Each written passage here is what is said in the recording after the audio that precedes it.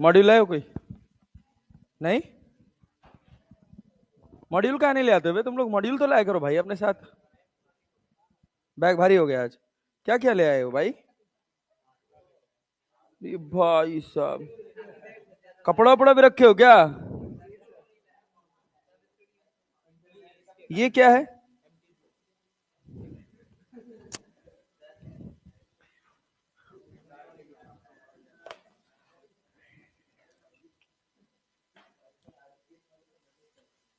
क्या बताए?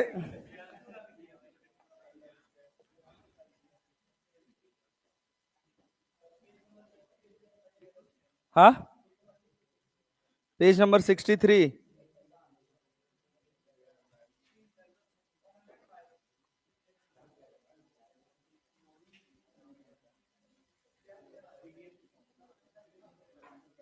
एक सौ पांच।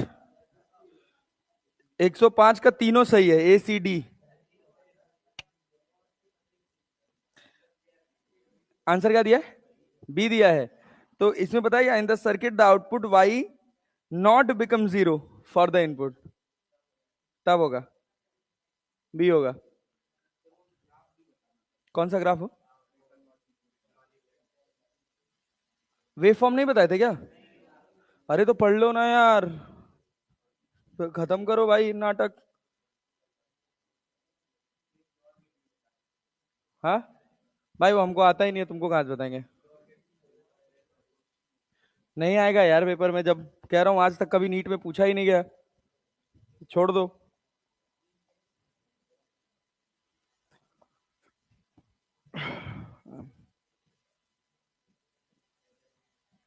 जॉर गेट का बस आउटपुट रट लो, अगर तुमको ज्यादा मन कर रहा सवाल लगाने का तो बुलियन अलजेब्रा रट लो उसकी।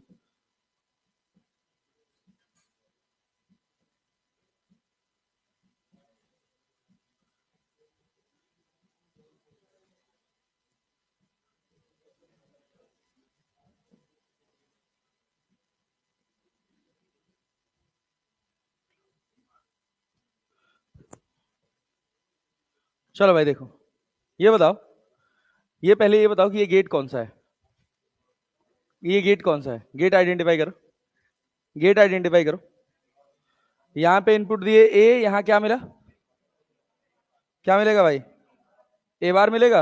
अच्छा, यहां पे क्या मिलेगा? B bar. और यहां ए बार प्लस बी बार। और इधर क्या हो जाएगा? ए बार प्लस बी बार का होल बार। हो गया ना? तो इसका मतलब क्या हो गया? ए इंटू बी। एंड गेट हो गया यार। अरे हो गया ना? And gate. अब देखो, अब यहां पे क्या करो, देखो होता क्या है, ये जो होती है, ये जो नीचे वाली लाइन होती है ना, जो नीचे वाला डिब्बा होता है, ये बेस लाइन बोलते हैं इसको। ठीक है ना? ऊपर वाला जो वेव दिख रहा है उसका बेस लाइन ये है, और नीचे वाला जो वेव दिख रहा है उसका बेस लाइन ये है। बेस लाइन मतलब सबसे नीचे वाली लाइन इस वेव फॉर्म का।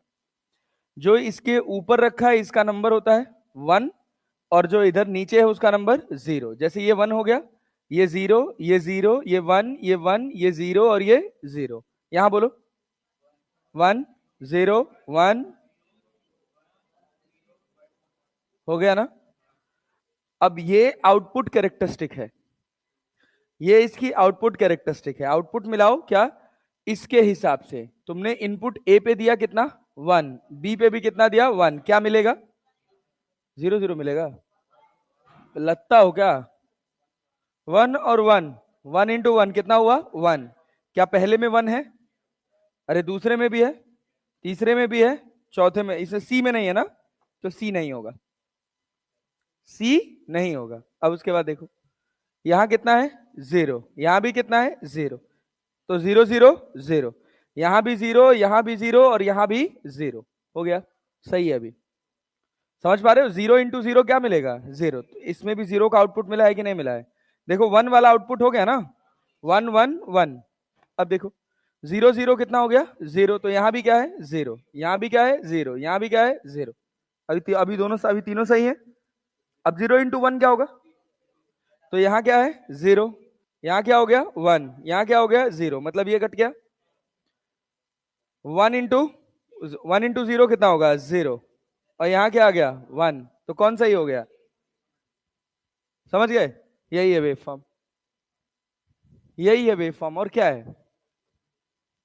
अब जैसे तुम्हारे मॉड्यूल में एक सवाल दिया हुआ है, question number 106, by the way ये गलत सवाल है, वेव फॉर्म गलत बना हुआ है ये। हाँ, थोड़ा थोड़ा एरर है इसमें।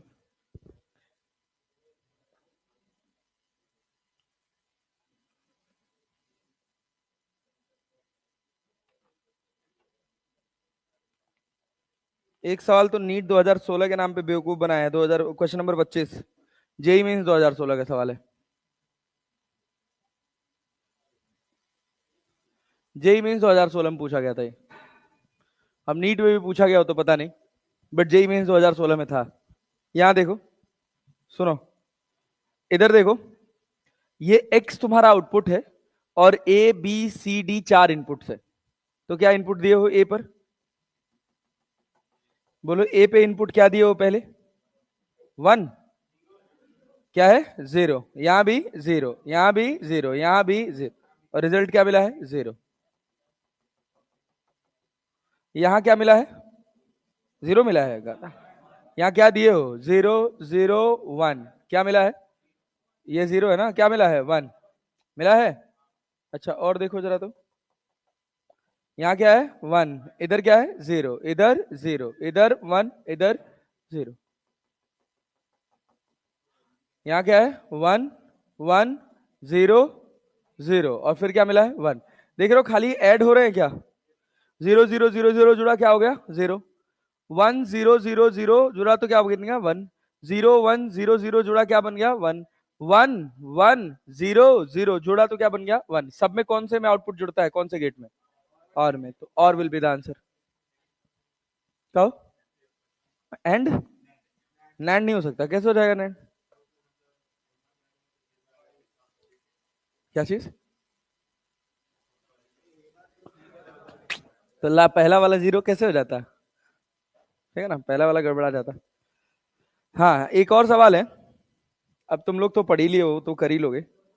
ये बताओ, ये सवाल बना पाओगे, ये सवाल कह रहा है, if the following input signal is sent through a PN junction diode, then output signal across RL will B.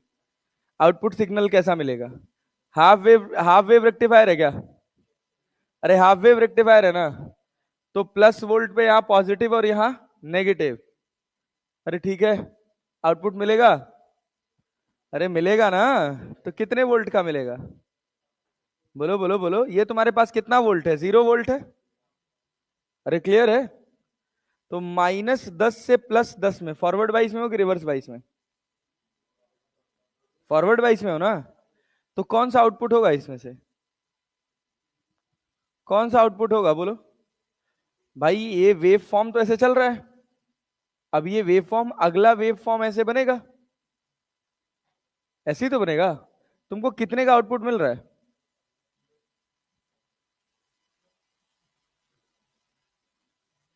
ये वेव सिग्नल देखो 20 का मिल रहा है कि 10 का मिल रहा है, आधा अधूरा डायग्राम है भाई, थोड़ा पूरा तो करो। ये वेव फॉर्म पूरा जा रहा है इस डायोड से, क्लैरिटी है ना, तो क्या बनेगा, कौन सा मिलेगा, अरे भाई 0 वोल्ट यहाँ है ना, यहाँ के बाद बैटरी का वोल्टेज नेगेटिव है, तो यहां से यहां गए और फिर यहां पहुंचे ना, यही डिब्बा तो मिलेगा, फिर ये नीचे वाला डिब्बा मिलेगा क्या, नीचे वाला डिब्बा मिलेगा, नहीं मिलेगा, हाफ वेव रेक्टिफायर है, तो कौन सा आंसर होगा, सी। अरे समझ पाए, नहीं आया, देख लो, एक बार ध्यान से देख लो, अभी रुक जाओ, पहले ये बताओ, ये मॉड्यूल का 102 है,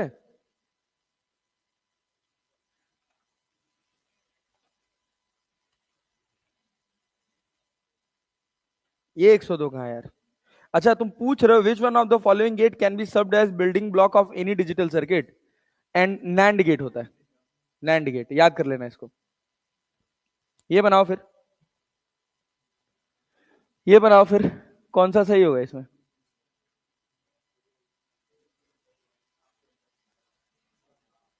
हाफ वेव रेक्टिफायर है, कौन सा सही होगा, ए, ए ही होगा ना, ओके 5 वोल्ट वाला ही तो आउटपुट मिलेगा। हाँ,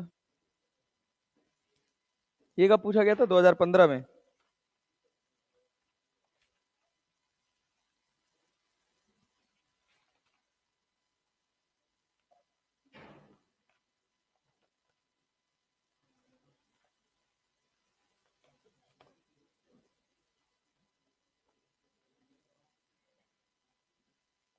ठीक है, 15 का ए, 5 ही वोल्ट मिलता है यार, तुम वैसे मत सोचा करो, इसको वेव को पूरा क्या करो। 5 ही वोल्ट का मिलेगा। बात समझ रहे हो ना, ऊपर वाला डिब्बा ही मिलेगा, इतना ही आउटपुट आएगा 5 वोल्ट का। हाँ, वो -5 और +5 एक रिवर्स पोटेंशियल है। नेगेटिव पोटेंशियल का मतलब है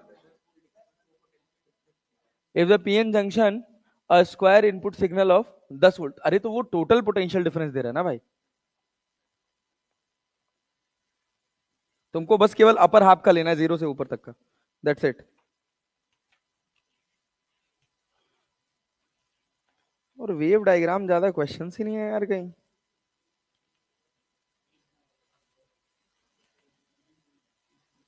इसके मॉड्यूल के क्वेश्चंस बनाए सेमीकंडक्टर्स के। हाँ,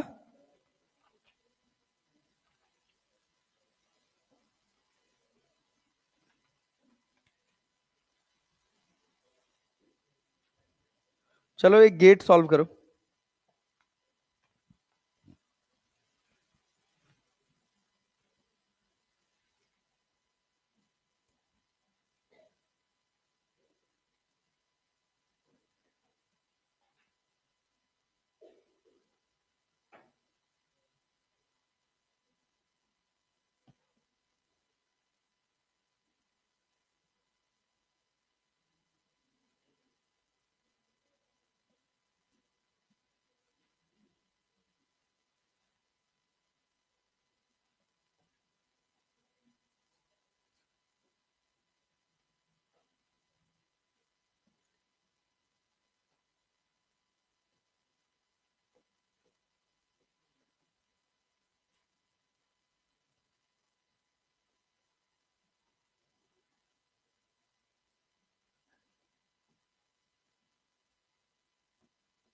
बताओ कौन सा गेट है, मतलब इसमें ऑप्शन है, आउटपुट बताना है कौन सा सही है।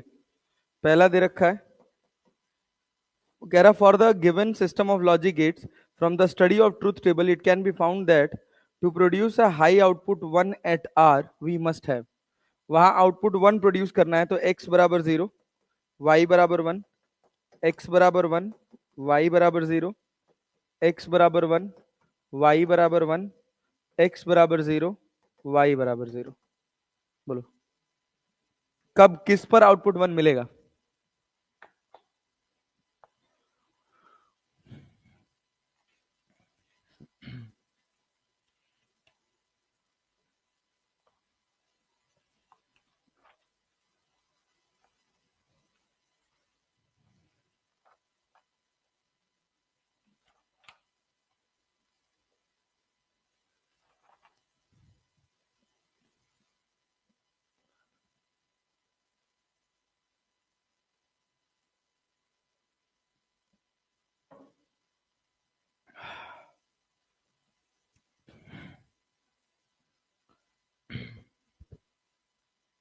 बोलो भाई।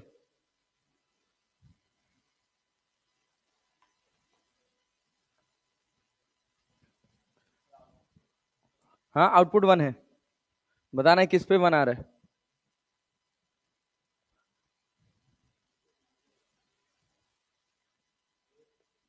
हाँ, 2 पे आ गया क्या 1। हाँ, बी और सी सेम लग रहा है। क्या भाई, क्या कहाँ, कहाँ खोए हो भाई।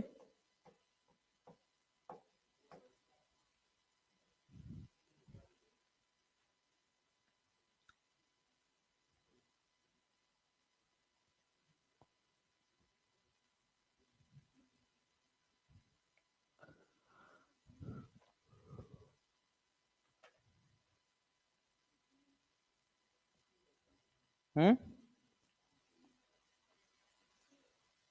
सी आ रहा है, सी आ रहा है। x पे 1 दे दो, y पे 0। चलो चेक कर लेते हैं। यहां क्या पहुंचेगा? यहां क्या पहुंचेगा? 0। यहां से आया 1, यहां से आया 1, यहां पहुंचा 1 × 1, यहां पहुंचा 0, यहां से आया 0, यहां पहुंचा 0। तो 0 + 0 क्या हुआ? 0, और उल्टा क्या हो गया? 1। सी इज द राइट आंसर। अबे अब तो तुम लोग ठीक है, अब तो तुम लोग बढ़िया पोजीशन में हो यहाँ, अगर ये सब सवाल बना ले जा रहे हो तो।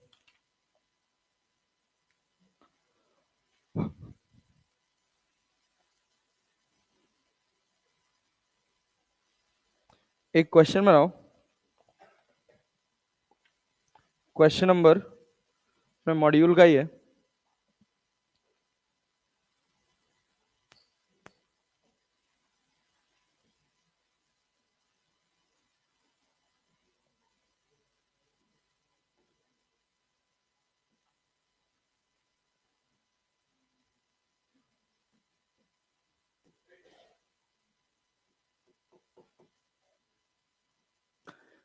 अच्छा, जब भी ऐसे लिखा हो ना, देखो, एक टर्मिनल पे वोल्टेज दिया हो और एक टर्मिनल अर्थ हो, वो तो अभी हम इलेक्ट्रिसिटी में, करंट इलेक्ट्रिसिटी जब पढ़ेंगे तब पढ़ेंगे। अगर ऐसा दिया हो ना, तो इसको तुम रिप्लेस करके डायरेक्टली एक 6 वोल्ट की बैटरी लगा सकते हो, ऐसे। ठीक है ना? यहाँ पे कह रहा है 0, क्लोज पे 1, ओपन पे 0, क्लोज पे 1। कहा गया बल्ब कब ग्लो करेगा? दोनों ओपन रहेंगे, बल्ब ग्लो करेगा? सोचो, बल्ब ग्लो करेगा? सोचो। नहीं करेगा? नहीं करेगा वे? करे? अरे बैटरी लगी तो है 6 वोल्ट की यार, ये तो चलाएगा ही नहीं, ये तो बल्ब को जलाएगा ही ना भाई। नहीं आ रहा है? तो यहाँ पे ट्रुथ टेबल बनाओ, ए बी और वाई, क्या पॉसिबल इनपुट्स हो सकते हैं? ए बी वाई पे क्या पॉसिबल इनपुट हो सकते हैं? 0 0, 1 0, 0 1, 1 1, यही तो हो सकता है। जब ये सर्किट क्लोज होगा, जब ये सर्किट क्लोज होगा, ये ओपन रहेगा, इसमें कोई करंट जाएगी नहीं, तब भी बल्ब ग्लो करेगा। 0 0 पर भी क्या मिलेगा? 1, 1 0 पर भी 1, 1 0 पर भी 1, 1 1 पे क्या भाई, ये दोनों शॉर्ट कर दोगे तो current will follow simplest path, तो बल्ब ग्लो नहीं करेगा। किसका आउटपुट है ये? किसका आउटपुट है? नैंड गेट का। नैंड गेट का आउटपुट क्या होता है? बोलो, ए बार प्लस बी बार, कि ए बार इंटू बी बार? ए बार प्लस बी बार। तो बोलो, ए बार प्लस बी बार। बोलो, ए बार प्लस बी बार। ए बार प्लस बी बार कहां सही बन रहा है? बोलो। 0 का उल्टा क्या हुआ? 1। 0 का उल्टा क्या हुआ? 1। कितना मिल गया? 1। 1 का उल्टा? 0 का उल्टा 1, जुड़ा तो क्या बन गया? 1। 0 का उल्टा? 1 का उल्टा 0, जुड़ा तो क्या बन गया? 1। 1 का उल्टा 0, 1 का उल्टा 0, 0 और 0 जुड़ा तो क्या बन गया? 0। तो हो गया नैंड गेट। कौन सा गेट हो गया? NAND gate. सही है, परफेक्ट। तो B is the right answer. NEET 2019 में पूछा था, समझ पाए कि नहीं? और तो ऐसा कुछ ऐसा खास है नहीं इस चैप्टर में अब। एनपीएन पीएनपी था तो वो हटा ही दिया। अच्छा किया हटा दिया, उससे न्यूमेरिकल पार्ट पूरा हट गया।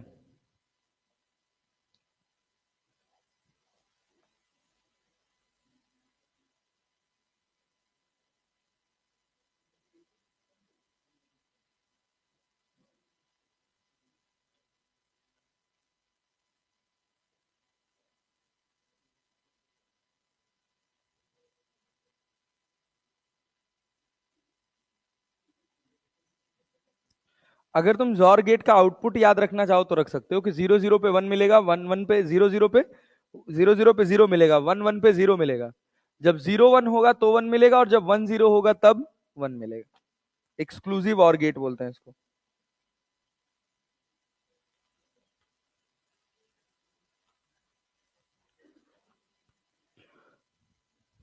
अब बोलो क्या करें? वेव्स रिवाइज करा दें? हाँ, बहुत मेहनत का काम है यार, लेकिन पूरा वेव्स लिखना। हाँ, कम्युनिकेशन हट गया।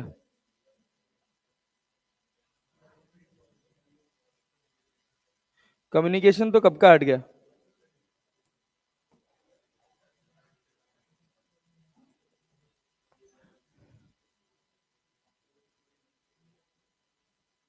हाँ भाई, याद है तुम लोगों को वेव्स? नहीं याद है? याद है? कितने लोगों को याद है वेव्स पूरा? याद है मतलब 70-80%? हाँ, चलो लिखो। दो तरह की वेव्स होती हैं, कौन कौन सी? मैकेनिकल और नॉन मैकेनिकल। ये तो जानते हो क्या होता है? जानते हो? Yes sir. अच्छा, वेव क्या होता है जानते हो? एनर्जी कैरियर बोलते हैं ना यार। वेव को क्या बोलते हैं? एनर्जी कैरियर, जो एनर्जी को एक जगह से दूसरी जगह ले जाए बिना अपनी एक्चुअल पोजीशन को डिस्टर्ब किए हुए। तो उस स्थिति परिस्थिति में ये दो तरह से एनर्जी को लेके जाता है। एक का नाम है क्या भाई साहब? ट्रांसवर्स। और एक का नाम क्या है? लॉन्गिट्यूडिनल। एक हो गया ट्रांसवर्स जब डायरेक्शन ऑफ डिस्टरबेंस और डायरेक्शन ऑफ प्रोपोगेशन एक दूसरे से क्या हो? परपेंडिकुलर। ये तुम्हारा डायरेक्शन ऑफ डिस्टरबेंस है और ये तुम्हारा डायरेक्शन ऑफ प्रोपोगेशन है। लॉन्गिट्यूडनल में यही डायरेक्शन ऑफ डिस्टरबेंस होता है और इसी में डायरेक्शन ऑफ प्रोपोगेशन भी होता है। ठीक है? अरे क्लैरिटी है? Yes sir. चलिए बहुत बढ़िया। इसकी जब इसकी हम बात करते हैं तो एनर्जी एक कंप्लीट ऑसिलेशन में जो डिस्टेंस ट्रेवल करके जाती है उसको क्या बोलते हैं? वेवलेंथ। अरे क्लियर है क्या? जिस रफ्तार से जाती है उसको क्या बोलते हैं? वेव स्पीड ना भाई। यहां तक आने में पार्टिकल ने जो टोटल टाइम लिया है वो टी लिया है, तो वेव स्पीड बराबर क्या लिख दिया जाता है? लैम्डा बाई, इसको बोलते हैं वेव। अरे क्लियर है? एम्पलीट्यूड एम्पलीट्यूड क्या होता है ये क्लियर है? तो इक्वेशन ऑफ वेव जब अपन लिखते हैं तो ए sine omega t minus k x लिख देते हैं ना। कैसे लिखते हैं ये बात पता है? कैसे भाई? अगर मान लो हम तुमसे कहें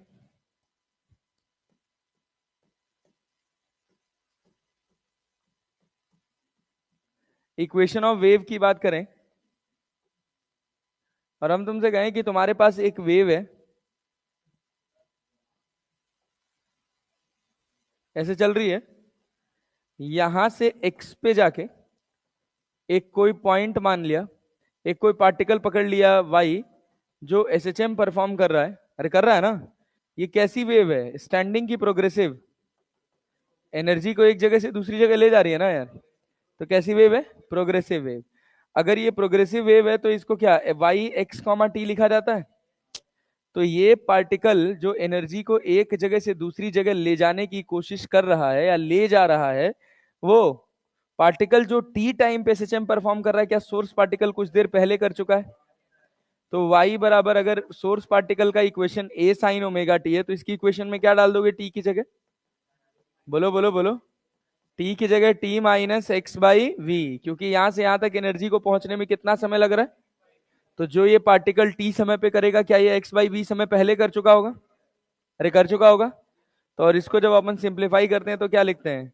a sign omega t minus k x. और हम कहते हैं कि ये वेव कौन सी एक्सिस में जा रही है? प्लस एक्स में कि माइनस एक्स में?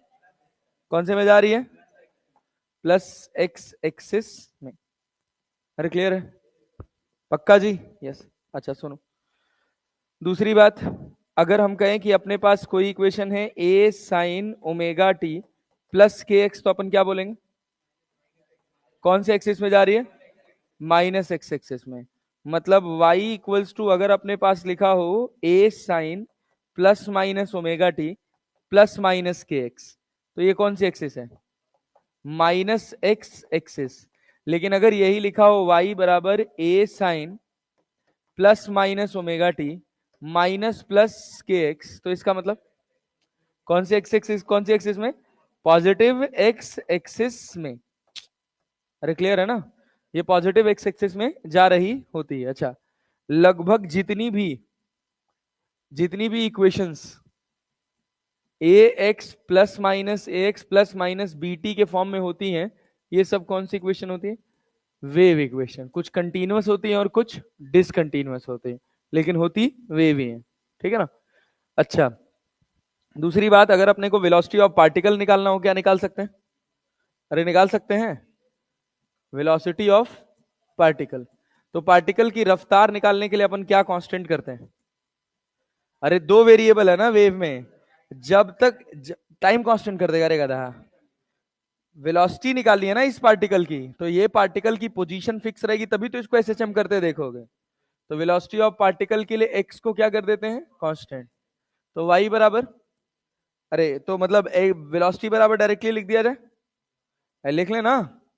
क्या लिखोगे, वीपी बराबर, वीपी बराबर del y by del x, del y by del t. भांग खाओ तुम लोग बस। तो क्या लिखोगे, A omega cos omega t minus k x, A omega cos omega t minus k x. अच्छा, उसके बाद दूसरी कहानी आ जाती है इसमें, जिसमें हम कहते हैं स्लोप ऑफ वेव कर्व। ये जो कर्व मिल रहा है, अगर आपको इसका स्लोप देखना हो तो क्या स्लोप के लिए क्या कांस्टेंट करोगे, अरे फोटो चाहिए होगा ना यार, तो क्या कर देंगे, टाइम को कांस्टेंट, तो क्या बनेगा, क्या बनेगा, del y by del x. अरे वही तो बनेगा यार, del y by del x क्या हो जाएगा, minus A k cos omega t minus k x. Clear है क्या। अब हम कह रहे हैं एक काम करो, दोनों को डिवाइड कर दो, तो del y by del t, क्या cos omega t minus k x cut जाएगा, ए कट जाएगा, क्या बचेगा, माइनस ऑफ ओमेगा बाई के, और यहां चला जाएगा del y by del x. तो this implies that del y by del t को लिखते हैं velocity of particle, omega by k को लिखते हैं wave speed.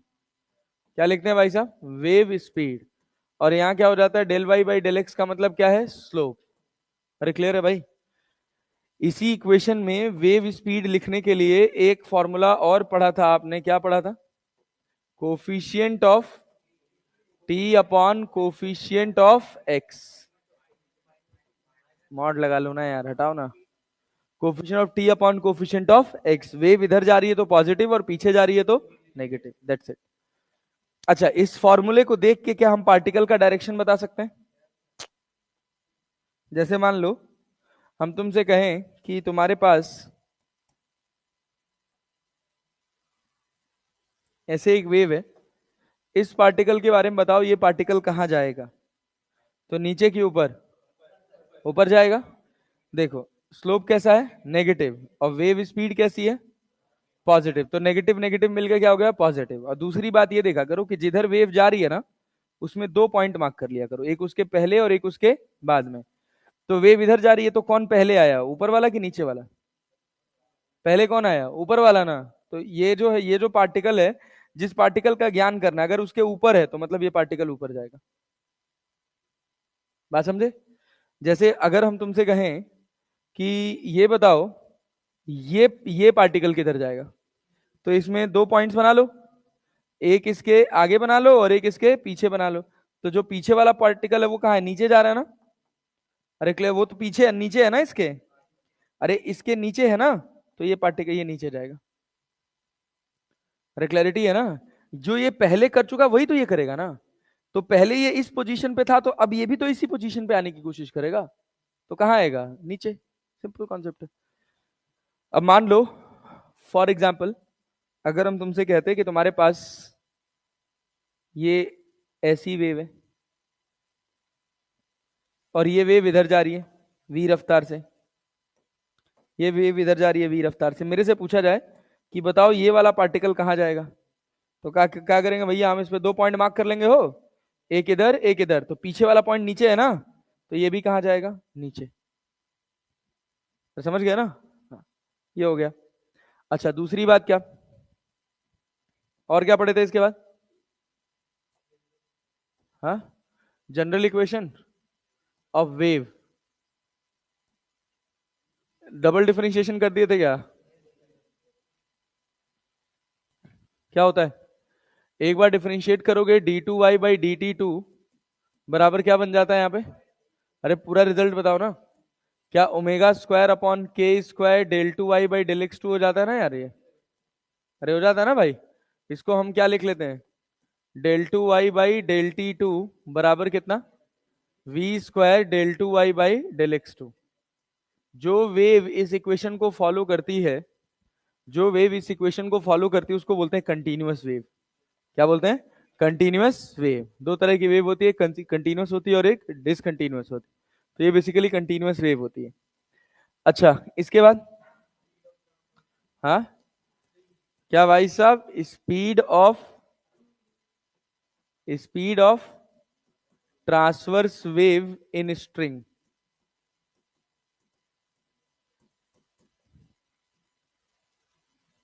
Speed of transverse wave in string, इसमें क्या था कि अगर मान लो एक रस्सी है, इसके दोनों एंड को टाइट कर दिया जाए, इसमें टेंशन टी डेवलप कर दिया जाए, यहां पर एक पल्स दे दिया जाए, तो क्या ये तेज भागती है, इसमें वेव भागती है भाई, किस रफ्तार से? v equals to under root of T by mu. मान लो हम कहें फॉर एग्जाम्पल कि यहां से एक रस्सी ली, इसका डिब्बे का मास लिया m, रस्सी का जो भी मास है इसका म्यू तुमको पता है, जिसको अपन क्या बोलते हैं, मास पर यूनिट लेंथ। क्या बोलते हैं?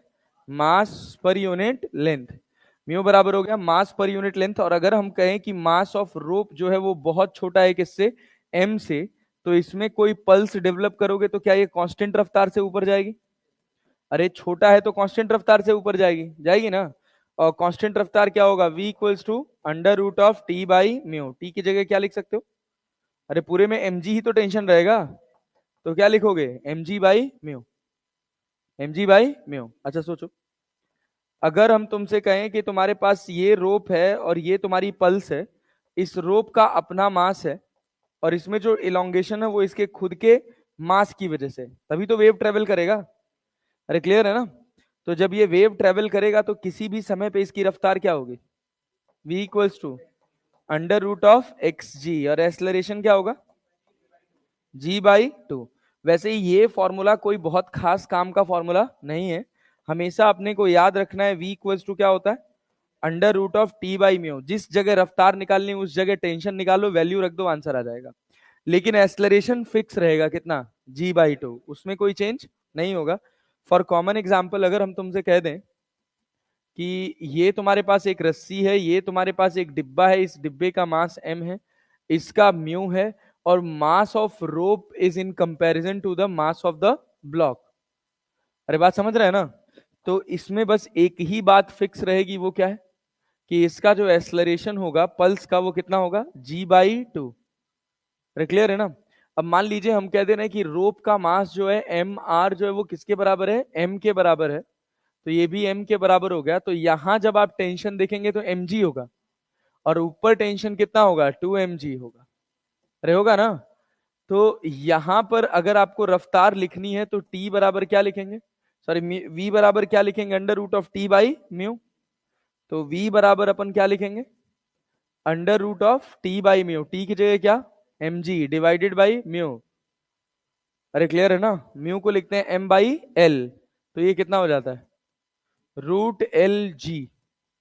अरे आ गया कि नहीं? ये आ गया v, और यहाँ पे बन गया हमारे पास v डैश। क्या बन गया? v dash. अब जब तुम v डैश निकालोगे तो कितना हो जाएगा? mg की 2mg, 2mg divided by m by L. तो क्या m से m कट जाएगा, कितना हो जाएगा? 2gl। अब यहां से यहां पहुंचने में l लेंथ दे दे, पूछे पहुंचने में कितना टाइम लगा या कितना डिस्प्लेस हुआ। क्लियर है? एक्सलरेशन अपने को पता है, अपन कुछ भी निकाल सकते हैं। रस्सी की लेंथ भी पूछ सकता है कि यहां से यहां तक पहुंचने में कितना टाइम लगा, अगर वो अपन निकाल दे तो क्या रस्सी की लेंथ भी निकाल सकते हैं। सब बेसिक काइनेमेटिक्स हो गया। आप बात समझे? ये है इसका मोटा मोटा कॉन्सेप्ट। इसके बाद क्या एनर्जी पढ़े थे? अरे एनर्जी तो पढ़े थे।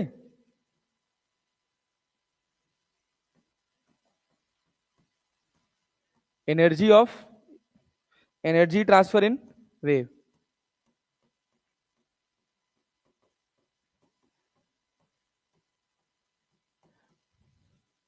भाई काइनेटिक एनर्जी का फॉर्मूला क्या? मान लो अगर हम कहें कि ये एक रस्सी है, इस रस्सी में वेव ऐसे जा रही है, क्या इसमें हम जाके किसी भी छोटे से x नाम के हिस्से पे एक स्मॉल एलिमेंट dx मान सकते हैं? और इस छोटे से हिस्से का मास क्या dm हो सकता है? और ये जो भी रस्सी है इसका मास पर यूनिट लेंथ कितना हो सकता है? म्यू। अब इस रस्सी में जो एनर्जी ट्रांसफर हो रही है, काइनेटिक एनर्जी, डी के बराबर, क्या इसको मैं लिख सकता हूं क्या भैया? क्या लिख सकता हूं बोलो? डी के बराबर क्या लिख सकता हूं? अरे भाई डी के बराबर 1/2 dm इंटू वी स्क्वायर लिख सकता हूं। और जब इस पूरे को सॉल्व करता हूं तो मुझे डी के बाई डी एक्स बराबर मिलता है 1/2 mu A square omega square cos square omega t minus k x. अरे मिलता है क्या? और एक बात हमने देखी कि पोटेंशियल एनर्जी भी क्या सेम रहती है, A square omega square cos square omega t minus k x. दोनों क्या एक साथ मैक्सिमम होते हैं और एक साथ मिनिमम होते हैं? कब मैक्सिमम होते हैं? मीन पोजीशन पे। कब मैक्सिमम होते हैं? मीन पोजीशन पे। और कब जीरो होते हैं? एक्सट्रीम पोजीशन पे। याद है? अरे पक्का जी। यस, ये हो गया एनर्जी ट्रांसफर। अच्छा, D you by d x निकल गया, डी के बाई डी एक्स निकल गया। अच्छा, इसमें डीई बाई डी एक्स लिख सकते हैं। डीई बाई डी एक्स क्या हो जाएगा? Mu A square omega square cos square omega t minus k x. अच्छा, इसके बाद इन सब का एवरेज भी निकाले थे क्या? अरे निकाले थे यार। क्या? डी के बाई डी एक्स का जो एवरेज निकाले थे वो क्या निकला था? 1/4 mu A square omega square, क्योंकि कॉस स्क्वायर के फंक्शन का एवरेज हमेशा कितना होता है? 1/2। रे गधा, इसका एवरेज हमेशा कितना होगा? 1/2। इसका भी 1/2, इसका भी 1/2। तो D you by d x का एवरेज कितना हो जाएगा भाई? 1/4 mu A square omega square. अच्छा, डीई बाई डी एक्स का कितना हो जाएगा भाई? 1/2। 1/2 mu A square omega square. अरे समझ गए? लो भैया, ऐसे याद कर लो, इतना याद कर लो, पूरा फिजिक्स हो जाएगा यार। एक भी सवाल नहीं छूटेगा यार। तो याद करने वाली बात है, याद रहना चाहिए, मेमोरी सही रहनी चाहिए भाई। चलो देखो, इसके बाद आ जाता है पावर। पावर में जब कैलकुलेशन होती है ना, तो डीपी की नहीं होती, जनरली एवरेज पावर की होती है। तो जब एवरेज पावर की बात करोगे तो एवरेज पावर बराबर क्या लिखोगे? डी बाई डी टी का एवरेज लिखोगे ना। लेकिन तुम्हारे पास क्या है? डी बाई डी एक्स का एवरेज है ना। तो हम कह रहे हैं ऐसा करो, डी बाई डी एक्स का एवरेज लिख लो, साथ में D x by D T कर दो। देखो बात बराबर हो गई कि नहीं? D x by D T को क्या अपन वेलोसिटी लिख सकते हैं? और डी बाई डी एक्स को तो अपने का एवरेज पता ही है, 1/2 mu A square omega square into v. क्या ये पी एवरेज हो गया? हो गया। इसके बाद बात करते हैं intensity.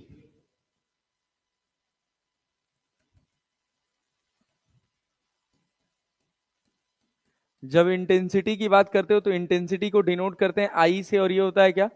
Power upon area. Power कितना है वो? 1/2 म्यू को क्या M/L लिख सकते हो, और एरिया ए हो गया, और यहां पर हो गया A square omega square into v. Area into length को क्या वॉल्यूम लिखा जा सकता है, और मास अपॉन वॉल्यूम को क्या लिख सकते हैं? डेंसिटी। तो 1/2 रो ए स्क्वायर ओमेगा स्क्वायर वी। क्या ये इंटेंसिटी आ गया भाई? In terms of density, mass per unit length के टर्म में लिखना है तो डिवाइड बाय एरिया का स्क्वायर। अच्छा, यहां से अपने को पता चलता है कि इंटेंसिटी जो होती है वो डायरेक्टली प्रोपोर्शनल किसके होती है? ए स्क्वायर ओमेगा स्क्वायर के। क्लियर है जी? इसके बाद अगली बात क्या पढ़े थे? Super position of waves. वही तो पढ़े थे ना?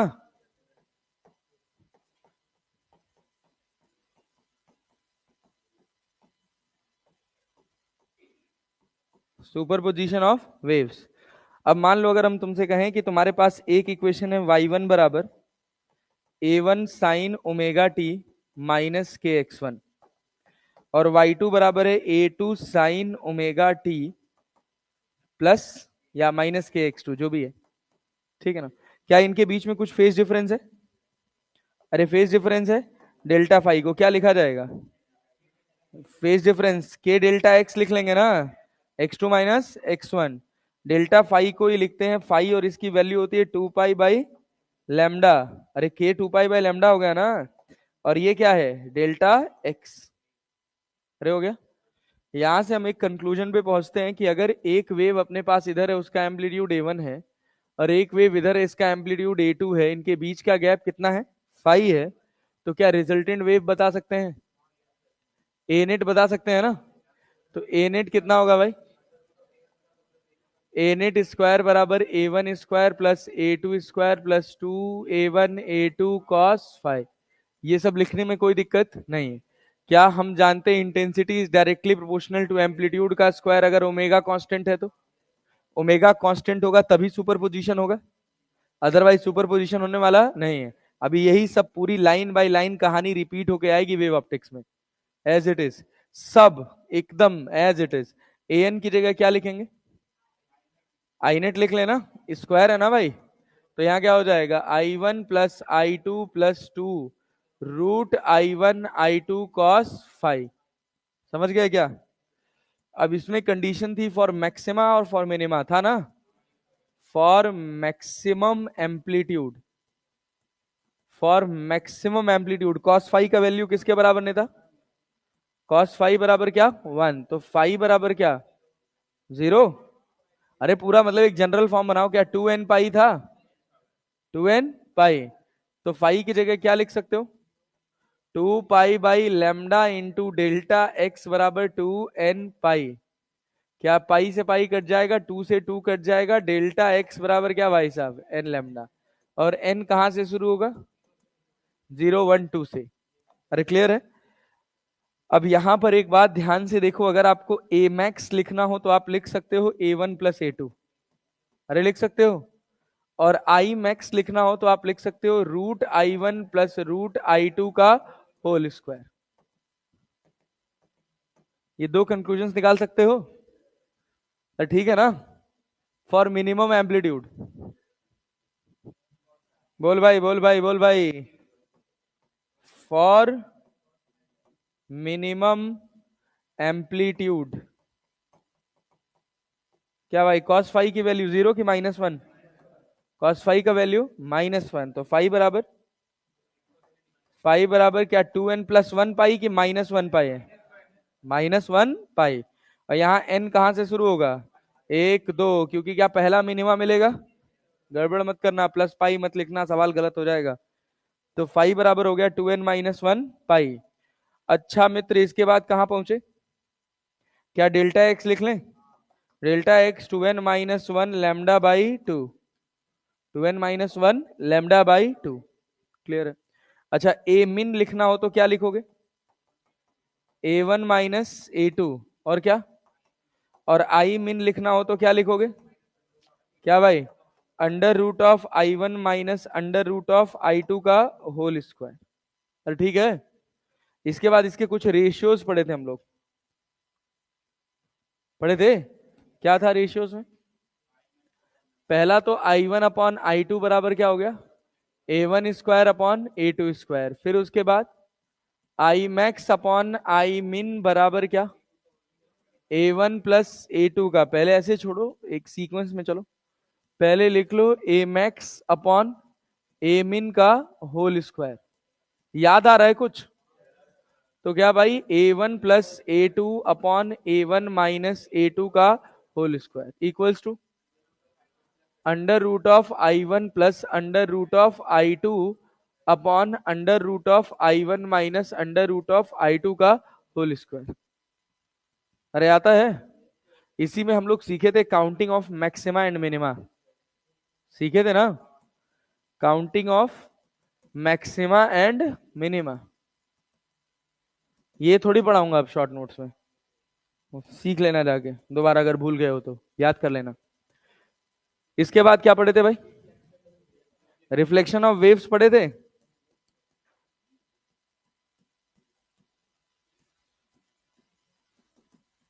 चलो भाई, मान लो अगर हम तुमसे कहें कि रिफ्लेक्शन हुआ, एक पल्स जा रही है और पल्स रिफ्लेक्ट हुई फिक्स्ड एंड से, तो क्या 180 डिग्री का फेज डिफरेंस आ जाता है?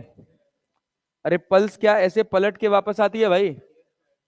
अरे आएगी ना, गई ऐसे और पलट के वापस आई ऐसे, तो जाने वाले की इक्वेशन क्या है, वाई वन बराबर A sine omega t minus k x, और इधर जाने वाले की y two that is A sine omega t plus k x plus pi by plus pi. तो इसको क्या लिख लेते हैं, minus A sine omega t plus k x. अरे हो जाता है, जब दोनों को सुपर इंपोज कराते हो y one plus y two, तो क्या बनता है भाई, y one plus y two कराते हो, याद है, सासू चोर चोर ससुर चोर चोर सास ससुर। तो देखो याद रख लो, फिक्स फिक्स में होता है माइनस टू ए sign k x cos omega T. अरे क्लियर है ना? तो अच्छा, यहां से अगर तुम देखो तो क्या एम्पलीट्यूड जो है वो फिक्स है कि वेरिएबल है? एम्पलीट्यूड ए आर बराबर कितना, 2a साइन के एक्स। ये जो तुम पढ़ रहे हो सुपर पोजिशन ऑफ वेव्स, ये सब पढ़ते हो बस एक कंक्लूजन के लिए। और कंक्लूजन जानते हो क्या है? क्या है कंक्लूजन? एक प्रोग्रेसिव वेव जो होती है उसका हर पार्टिकल का सिंपल हार्मोनिक मोशन करता है। अरे करता है ना। सबका एम्पलीट्यूड सेम रहता है, सबका टाइम पीरियड भी सेम रहता है, सबका एम्पलीट्यूड भी सेम रहता है, सबका टाइम पीरियड भी सेम रहता है, लेकिन सब अलग अलग समय पे परफॉर्म करते हैं। ठीक है ना? हाँ। रिफ्लेक्शन ऑफ वेव की जब हम बात करते हैं तो यहाँ बेसिकली दो वेव्स हैं। जब दो वेव्स एक दूसरे के ऊपर सुपर इम्पोज करती हैं तो सुपर पोजिशन से जो फाइनल वेव बनती है उसका हर पार्टिकल एसएचएम परफॉर्म करता है। सबका टाइम पीरियड टी होता है, लेकिन सबका एम्पलीट्यूड सेम नहीं होता है। मैक्सिमम एम्पलीट्यूड होता है A1 + A2 और मिनिमम एम्पलीट्यूड होता है A1 - A2, और इसी के बीच में सारे पार्टिकल्स का एम्पलीट्यूड रहता है। इसीलिए हम ए मैक्स और ए मिन निकालते हैं। बात समझ रहे हो ना? तो अब जब ये दो वेव्स एक दूसरे के ऊपर सुपर इम्पोज कर रही हैं तो सुपर पोजिशन से जो फाइनल वेव बनेगी उसके हर पार्टिकल का एम्पलीट्यूड अलग अलग, हर पार्टिकल का सुपरपोज्ड वेव के हर पार्टिकल का एम्पलीट्यूड सेम कि अलग अलग? हर पार्टिकल का एम्पलीट्यूड, भाई साहब, एम्पलीट्यूड अलग अलग होता है। अरे क्लियर है? सुपरपोज्ड वेव के हर पार्टिकल का एम्पलीट्यूड अलग अलग होता है, और क्या? टाइम पीरियड सेम होता है, टाइम पीरियड सेम होता है, और सब साथ में एसएचएम परफॉर्म करते हैं। देखो किसी तरह का कोई लैग नहीं है, सब साथ में एसएचएम परफॉर्म करते हैं। ऐसा नहीं कि कोई पहले करेगा और कोई बाद में करेगा। तो ये तो अपने पास कहानी हो गई। अच्छा, इसमें अगर मान लो हम कह रहे हैं मैक्सिमम एम्पलीट्यूड कब मिलेगा, बोलो मैक्सिमम एम्पलीट्यूड कब मिलेगा? रिलेट करते चले जाओ, इसी कहानी जुड़वा रहे हैं तुम लोग को, थोड़ी अच्छी और बात बता रहे हैं। बताओ मैक्सिमम एम्पलीट्यूड कब मिलेगा? मैक्सिमम एम्पलीट्यूड कब मिलेगा? ए नेट का फॉर्मूला क्या है भाई? ए नेट का फॉर्मूला क्या है? 2a sine k x. For maximum amplitude sine k x must be equal to 1 ना। अरे क्लियर है क्या? मैक्सिमम एम्पलीट्यूड के लिए साइन के एक्स की वैल्यू किसके बराबर होनी चाहिए? 1 के बराबर। मतलब बोलो बोलो, के एक्स इक्वल्स टू π/2। अरे पक्का ना? क्या +-1 ना लिख लूं मैं? अरे भाई, जब दो वेव्स एक दूसरे के ऊपर सुपर इम्पोज करती हैं तो दोनों का एम्पलीट्यूड सेम है, तो मैक्सिमम पॉसिबल एम्पलीट्यूड 2a होगा और मिनिमम एम्पलीट्यूड कितना होगा? 0 होगा। A1 + A2 और A1 - A2 दोनों ए हैं, जुड़े तो क्या बन गए? 9:48 हो गया, 10:30 तक क्लास है ना? हाँ हो जाएगा। ए जुड़े तो क्या बन गए? 2a, और ए घटे तो क्या हो गए? 0। तो 0 कब होगा? जब साइन की एक्स की वैल्यू क्या होगी? 0। अच्छा, कब होता है +-1? अभी देखो एक कहानी जुड़वाते हैं तुम लोगों को।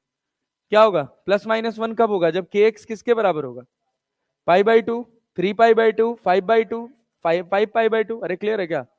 2n-1 π/2। क्या n का वैल्यू 1 से शुरू कर ले? 1 रखोगे क्या बनेगा? π/2, पहली बार। क्लियर है? दूसरी बार 2 रखोगे, तीसरी बार 3 रखोगे, π/2, 3π/2, 5π/2, 7π/2। अरे क्लियर है ना? ऐसे चलता रहेगा ना? अच्छा बहुत बढ़िया। अच्छा, अब यहां से k की वैल्यू कितनी होती है बच्चा? 2π/λ इंटू 2π/λ इंटू x बराबर क्या? बोलो बोलो बोलो, 2n-1 π/2। क्या पाई से पाई काट दे? तो x बराबर क्या मिला? 2n-1 λ/4। 2n-1 λ/4। अच्छा ये बताओ, जब एम्पलीट्यूड मैक्सिमम है, सुनना, अब हम कह रहे हैं ना, अब सेम यही कहानी लेके चल रहे हैं। हम कह रहे हैं कि ये रस्सी है ना, इस रस्सी को हमने दोनों एंड पे फिक्स कर दिया। क्या कर दिया? दोनों एंड पे फिक्स कर दिया। क्या अब वेव इसके अंदर जाएगी, टकराएगी, आएगी, टकराएगी, आएगी, जाएगी, यही करेगी? अगर इलास्टिक वॉल है, सोचो, अगर हम कहें कि कोई वेव ऐसी बनी, तो जो टकरा के आने वाली वेव है वो कैसी दिखेगी तुमको? क्या टकरा के आने वाली वेव ऐसी दिखेगी? ये लेंथ कितना है? एल। कितना? अगर हम कहें कि ये हमारा x इक्वल्स टू जीरो है, क्या है x इक्वल्स टू जीरो, इधर भी मान सकते हो उधर भी मान सकते हो, कोई फर्क नहीं पड़ता। तो ये बताओ पहली बार मैक्सिमा तुमको कितनी डिस्टेंस पे मिला है? ये वही है, पहली बार मैक्सिमा कितने पे मिला है? Lambda by 4। अरे क्लियर है क्या? First anti node, first anti node is formed at कहां पे भाई? Lambda by 4। First anti node कहां बना? लैम्डा बाई 4 के। अब इसी में अपन ड्रिल ले लेते हैं। अब इसमें ड्रिल ले लेंगे तो हम इसी में स्टैंडिंग वेव भी जोड़ लेते हैं। इसी में हम जोड़ लेंगे क्या? Standing wave, standing wave in string, standing wave in string fixed at both ends. आया भाई? कुछ रिलेटेबल लग रहा है थोड़ा थोड़ा? चलो आओ देखो, अभी यहां रखते हैं इसको। ये बताओ मिनिमा कब होगा?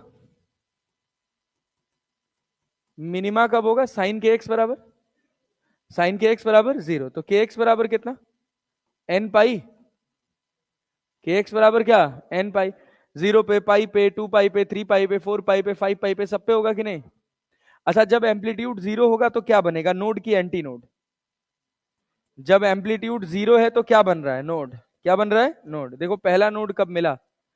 के एक्स बराबर क्या लिख लें? 2 pi by lambda into x, यहाँ पे क्या? N pi. तो एक्स इक्वल्स टू क्या मिला? N lambda by 2, n equals to 1 2 3 and so on. पहला नोड कब मिला? लैम्डा बाई 2 पे। इसी वजह से हम कहते हैं कि एक डिब्बे का गैप क्या होता है? Lambda by 2। अब ये जब नॉर्मल क्लास चल रही होती है तो मुझे लगता है यार क्या इतनी कथा बाचूं, और पहले राउंड में तो थोड़ा कठिन हो जाता है, तो मैं थोड़ा सा मतलब स्किप कर देता हूँ। जरूरी भी है वो, जितने की जरूरत है उतना ही पढ़ा जाए। बट हाँ, रिवीजन के टाइम पे अब देखो, अब रिवीजन में क्या हो गया? फायदा हो गया कि हम सब एक एक डॉट आराम से कनेक्ट कर पा रहे हैं, क्योंकि हमें पहले से पता है कि इसका रिजल्ट क्या निकल कर आता है। अगर ये पता है तो ये समझना ठीक है। अब पहली बार हमको यही नहीं पता चल रहा था साइन सी साइन डी कैसे सॉल्व करें, 2x जोड़ के 2 से 2 काट ही नहीं पा रहे थे, तो फिर थोड़ा कष्ट वाली बात रह जाती है।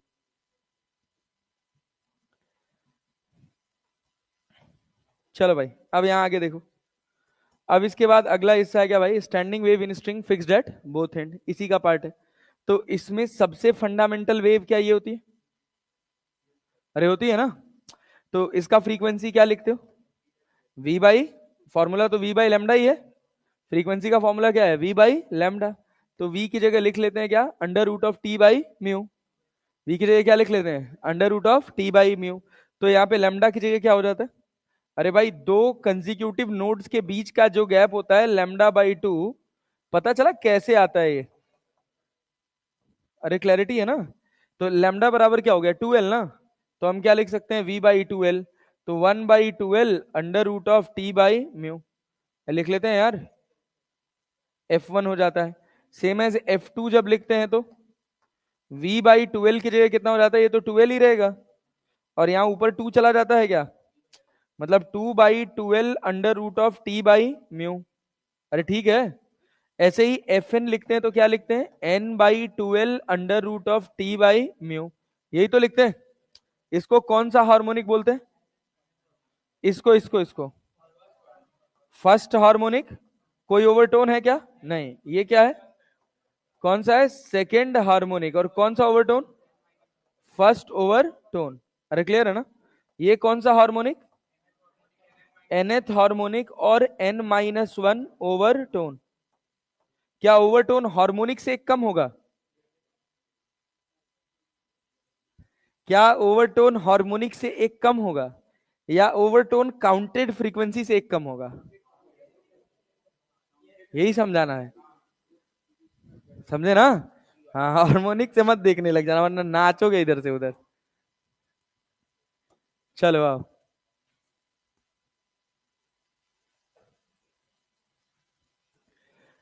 अब reflection of wave from free and, अब ये पल्स दिए और ये पल्स दिए इसको, ये रॉड को, तो जब ये इस रॉड में एक छल्ला पड़ा हुआ है, कहीं कोई फ्रिक्शन नहीं है, तो जब ये पल्स इस छल्ले को मिलती है तो क्या ये छल्ला ऊपर जाता है और फिर नीचे आता है?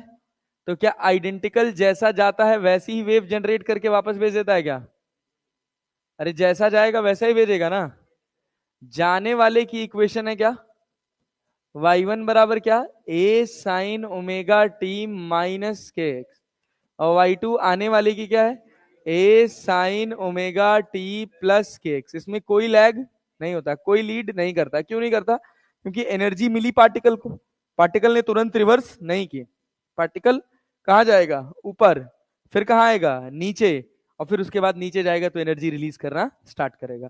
तो यहाँ किसी तरह का कोई लीड या लैग नहीं आया। पहले क्या हो रहा था कि जैसे एनर्जी टकराई, उसने टकरा के तुरंत पलट दिया। अरे बात समझ रहे हो ना?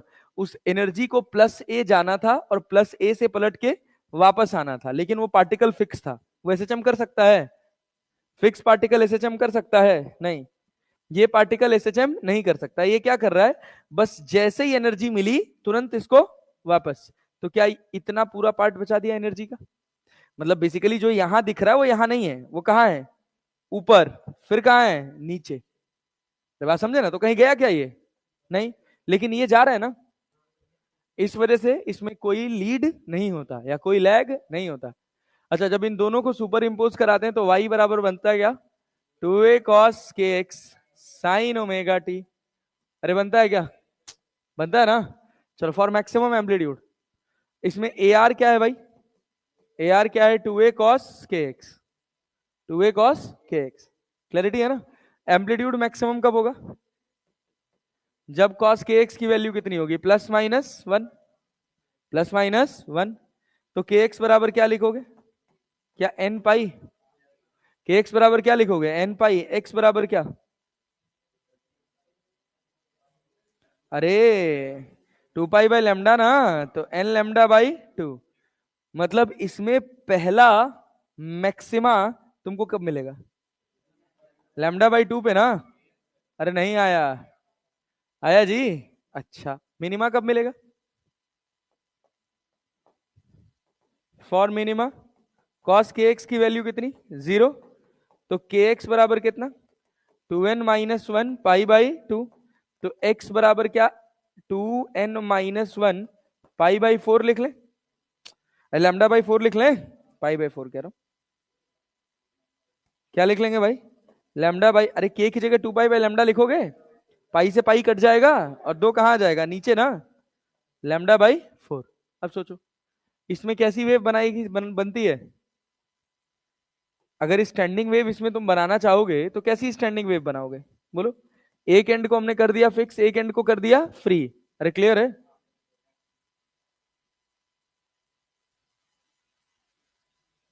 क्या ऐसे ही तो वेव बनती है यार? नहीं आ रहा है? आ रहा है? ये छल्ला फंसा है, इस छल्ले में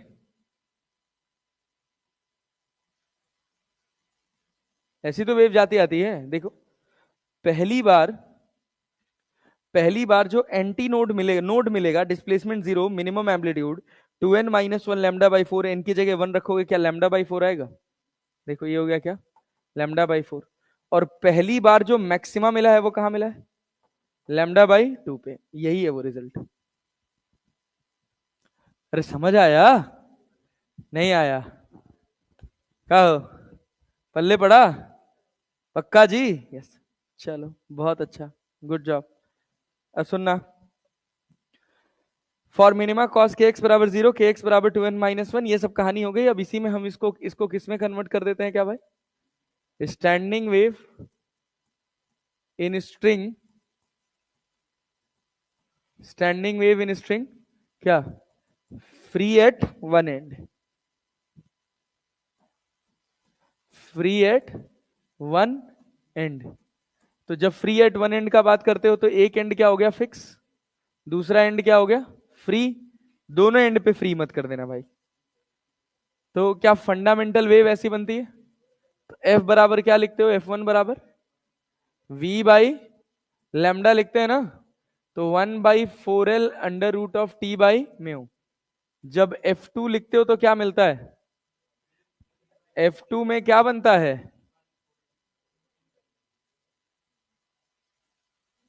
कैसे बनता है? ये क्या 3 लैम्डा/4 होता है? अरे होता है ना। तो यहाँ कितना हो जाता है भाई? 3/4L अंडर रूट ऑफ T/म्यू। सेम एज FN लिखना है तो वो क्या हो जाता है? 2n-1/4L under root of T/म्यू। अरे हो गया ना। कौन कौन सा हार्मोनिक है? ये कौन सा हार्मोनिक है? First harmonic. ये कौन सा है? Second harmonic. यहाँ सेकेंड हार्मोनिक नहीं आता। Third harmonic. और कौन सा ओवरटोन? फर्स्ट ओवरटोन है ना। और यहाँ पे कौन सा हार्मोनिक? 2n-1 harmonic. और कौन सा ओवरटोन? n-1 overtone. कभी भी ओवरटोन को हार्मोनिक से कंपेयर नहीं करेंगे। किससे करेंगे? जो फ्रीक्वेंसी हम कैलकुलेट किए हैं। अरे क्लियर है ना। इसी का एक एप्लीकेशन होता है। अब सुनो तो थोड़ा सा अलग तरह से पढ़ लेते हैं ना, हम जो पढ़ ही रहे हैं तो। इसी का एक एप्लीकेशन होता है सोनोमीटर। अरे पढ़े थे सोनोमीटर। सोनोमीटर। सोनोमीटर कुछ होता नहीं है, एक डिब्बा होता है। देखो, अगर तुमको पर्पस समझ आ जाएगा सोनोमीटर का तो तुम सवाल आराम से बना ले जाओगे। यहां पर ऐसे एक रस्सी बंधी होती है और इस रस्सी पे ऐसे यहाँ पे एक फिक्स हिंज लगा होता है। इस रस्सी इस हिंज के ऊपर से ये रस्सी ऐसे टाइटन जाती है। अब मान लो हम तुमसे कहें कि अभी यहां पर है, इधर एक पुली लगा होगा, यहां से जाएगा, यहां पर एक वेट लगा होगा। कुछ समझ समझ पा रहे हो कि नहीं? क्या हम ही खाली कथा बांच रहे हैं बस? आ रहा है। चल चल चल, देख देख देख देख देख ध्यान से देख। अब अपन क्या करते हैं, एक ट्यूनिंग फॉर्क लेते हैं। क्या लेते हैं? ट्यूनिंग फॉर्क रखा, इसके ऊपर टैप किया तो ये वाइब्रेट करेगा। ये जो दोनों एंड्स होते हैं ना बच्चा, ये दोनों एंड्स बिहेव करते हैं फिक्स्ड एंड की तरह। कैसे बिहेव करते हैं? फिक्स्ड एंड की तरह।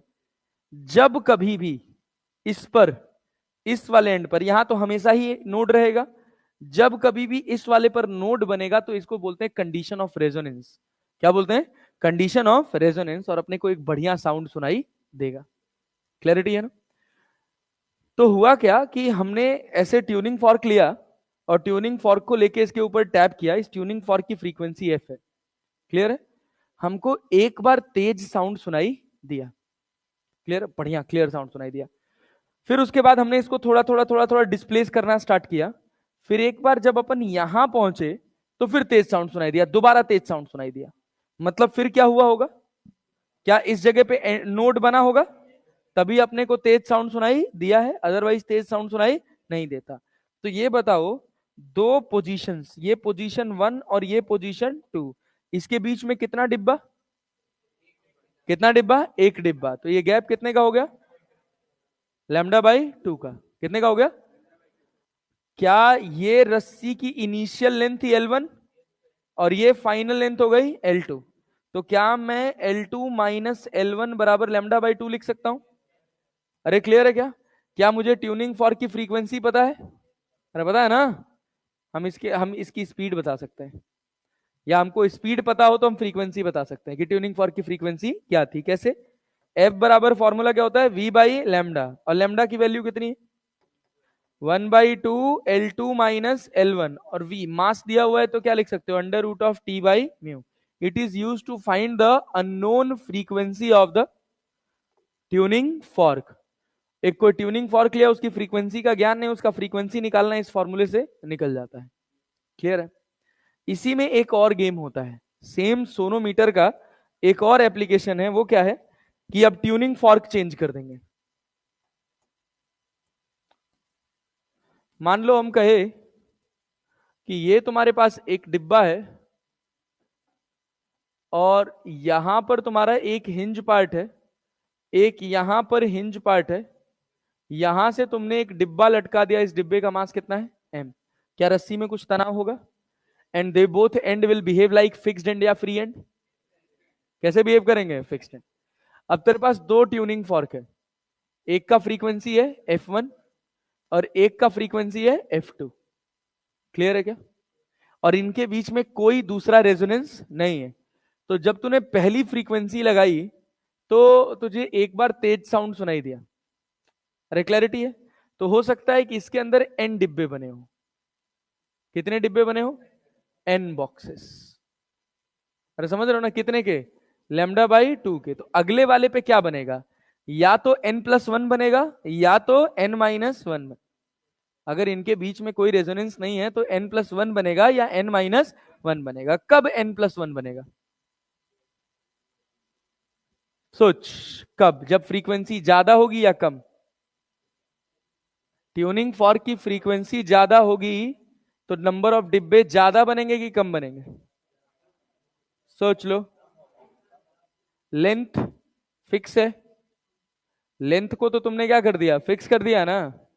लेंथ को क्या कर दिया? फिक्स कर दिया। ये बताओ, चलो पहली फ्रीक्वेंसी पे अगर हम लिख रहे हैं, मान लो पहली फ्रीक्वेंसी पे लिख रहे हैं हम NV/12 या N/12 √T/μ, लिख सकते हैं। F2 अगर हम कह रहे हैं कोई रेजोनेंस नहीं है और हमारा F2 जो है ना वो बड़ा है किससे? F1 से।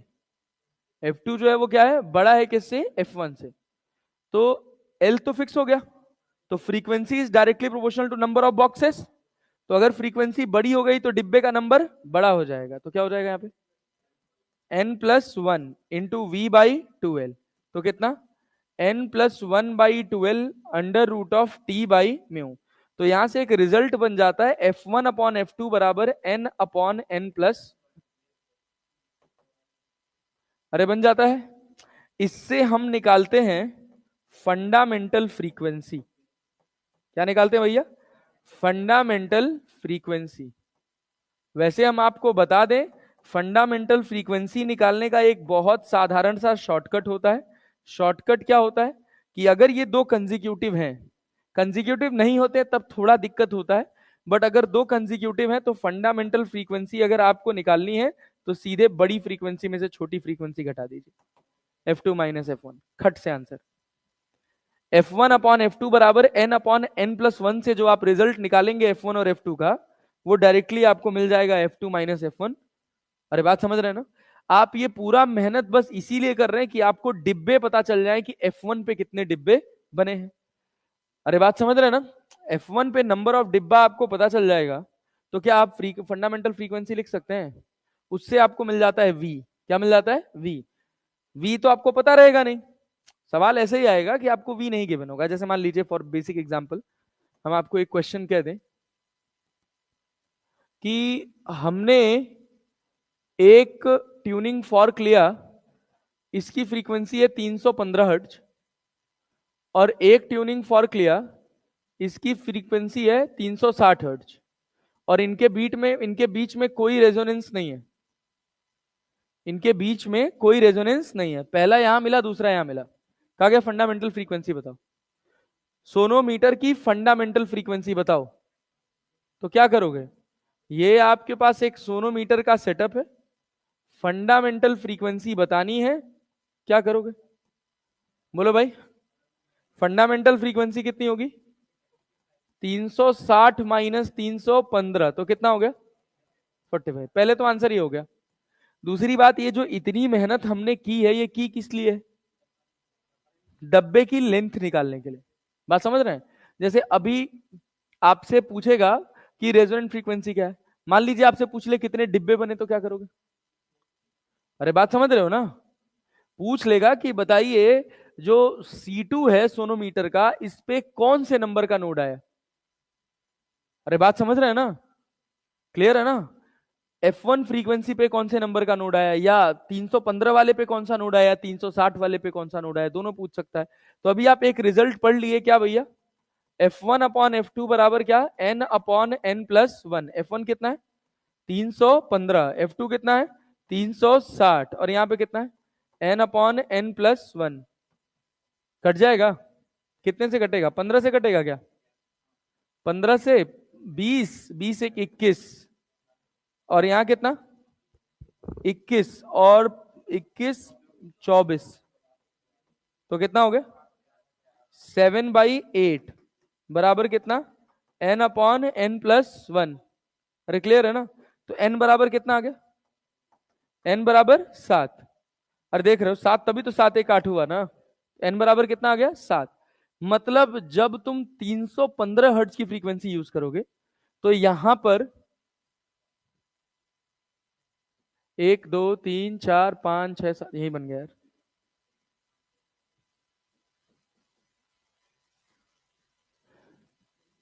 एक, दो, तीन, चार, पांच, छ, सातवां नोड मिलेगा ऐसे।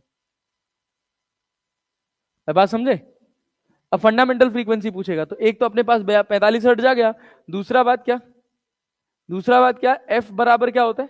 एफ एन बराबर क्या? एनवी बाई, बोलो बोलो बोलो, एनवी बाई 12 है ना। तो एक गधेड़े वाला मेथड होता है कि एफ एन का वैल्यू कितना है? 7 ना। एन का वैल्यू 7 है ना। और कब?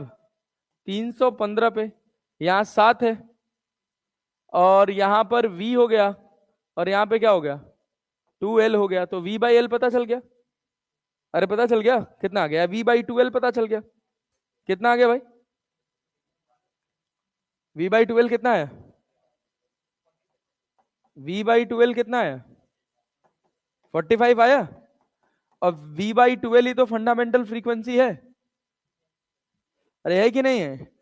तो तुमसे जनरली रेजोनेंट फ्रीक्वेंसी, ये फंडामेंटल फ्रीक्वेंसी पूछेगा तो डायरेक्टली फ्रीक्वेंसी को माइनस करके निकाल दो, अगर कंजिक्यूटिव है तो। अगर कंजिक्यूटिव नहीं है तो, अगर कंजिक्यूटिव नहीं है तो क्या ये फॉर्मूला लगाओगे? नहीं। गिनो कितना डिब्बा है, डिफरेंस निकाल के डिब्बे से डिवाइड कर दो। अरे बात समझे कि नहीं? बात समझे? जैसे हम कहते हैं कि हमको पहली बार मिला 315 पे और तीसरी बार मिला 360 पे। पहली बार मिला 15 पे और दूसरी बार नहीं मिला, तीसरी बार मिला, तो बीच में कितने डिब्बे आ गए? दो। कितने आ गए? कितने आ गए? दो डिब्बे आए ना। दो डिब्बे के बीच में कितने का फ्रीक्वेंसी डिफरेंस आ रहा है? 45 का। 45 का ना। तो एक डिब्बे पे कितना आएगा? 45/2। खत्म। अरे क्लियर है? हमको पांचवी बार सुनने को मिला, पहली बार मिला उसके बाद पांचवी बार मिला, उसके बीच में क्या 4 डिब्बे आएंगे? फ्रीक्वेंसी का डिफरेंस डिवाइडेड बाई 4। अरे क्लियर है क्या? तो रेजोनेंट फ्रीक्वेंसी का बाबा ब्रह्मानंद राय का जनरल फॉर्मूला जब तक काम कर जाए बढ़िया है। क्या भाई? क्या भाई? क्या? Frequency difference between number of डिब्बा। अरे क्लियर है क्या? Delta F divide by number of डिब्बा। जैसे 45 है, नंबर ऑफ डिब्बा कितना है? एक। अरे भाई कंजिक्यूटिव में तो एक ही डिब्बा रहेगा ना। खत्म बात। आंसर। अरे समझ आया क्या? अच्छा बहुत बढ़िया, गुड जॉब। सुनो, आओ आखिरी युद्ध लड़ते हैं, एक राउंड और। इसके बाद जो हमारी अगली वेव है वो कौन सी है? Sound waves. साउंड वेव्स पढ़ लो, उसके बाद अभी ऑर्गन पाइप ले आते हैं। साउंड वेव में क्या वो सब पिस्टन विस्टन करके बताए थे तुम लोगों को?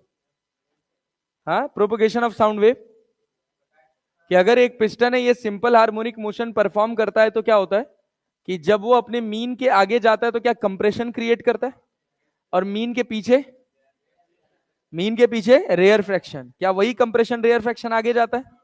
पार्टिकल्स अपनी जगह से आगे नहीं जाते, लेकिन कंप्रेशन रेयर फ्रैक्शन आगे जाता है। कंप्रेशन पे प्रेशर हाई होता है और डिस्प्लेसमेंट, अब वहां पार्टिकल्स के पास जो कंप्रेशन पे पार्टिकल्स हैं उन पार्टिकल्स का डिस्प्लेसमेंट मिनिमम है, और जो रेयर फ्रैक्शन पे पार्टिकल्स हैं उन पार्टिकल्स का डिस्प्लेसमेंट मैक्सिमम है। क्लियर है ना? तो याद करो डिस्प्लेसमेंट का इक्वेशन लिखे थे, एस बराबर S naught sine omega t minus k x.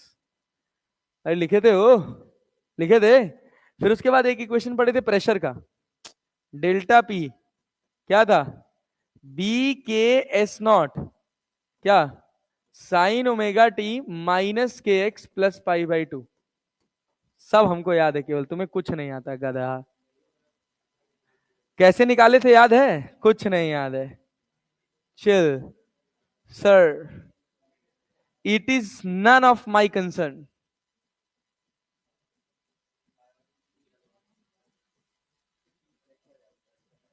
यहां तक जाते जाते हल्के हो गए थे सर वेव्स में, नहीं? कहां याद रख पाएंगे? ये बना कंप्रेशन, फिर क्या बना? और क्या यही कंप्रेशन रेयर फ्रैक्शन आगे ट्रेवल करता है? अरे करता है ना, पक्का ना? भाई पार्टिकल भी ऐसे चल रहा है और ये वेव भी ऐसे ही चल रही है। हाँ सोलो गधा। तो यहां पे मान लो कोई पार्टिकल है एक्स पे जो एस नॉट मैक्सिमम एम्पलीट्यूड पे एसएचएम परफॉर्म कर रहा है। तो अगर हम कभी इस पार्टिकल की बात करेंगे एस एक्स कॉमा टी करेंगे तो ये पार्टिकल जो टी समय पे करेगा ये क्या, ये एक्स बाई वी समय पहले कर चुका होगा।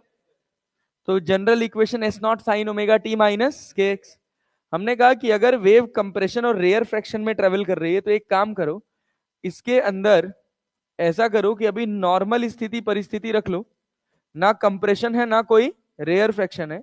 एक्स पे जाके एक छोटा सा डिब्बा मान लो क्या भाई साहब डीएक्स का, और यहां पे लगा दो एक पिस्टन। क्या लगा दो? पिस्टन। ये पिस्टन कर रहा है एसएचएम। एसएचएम करना स्टार्ट करता है, यहां पे इसकी रफ्तार होती है मैक्सिमम। जब आगे जाएगा तो क्या बनाएगा? कंप्रेशन। क्या बनाएगा? पीछे जाएगा तो हो सकता है कि इस डिब्बे को कंप्रेशन मिल जाए, हो सकता है इस डिब्बे को रेयर फ्रैक्शन मिल जाए। तो मान लिया क्या मिल गया? Rarefaction. तो अगर इस पाइप का area of cross section a है तो जो वॉल्यूम था क्या वो ए इंटू डी एक्स था। और कितना वॉल्यूम बढ़ गया रेयर फ्रैक्शन की वजह से? A into d s. कितना बढ़ गया? ए इंटू डी एस। तो एक फॉर्मूला पढ़े थे बल्क मॉड्यूलस का, minus of v d p by d v पढ़े थे। क्या मजाक है यार।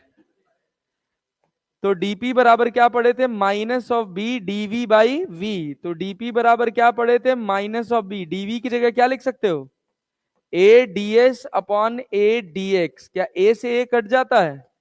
तो dp बराबर minus of b d s by d x पढ़े थे।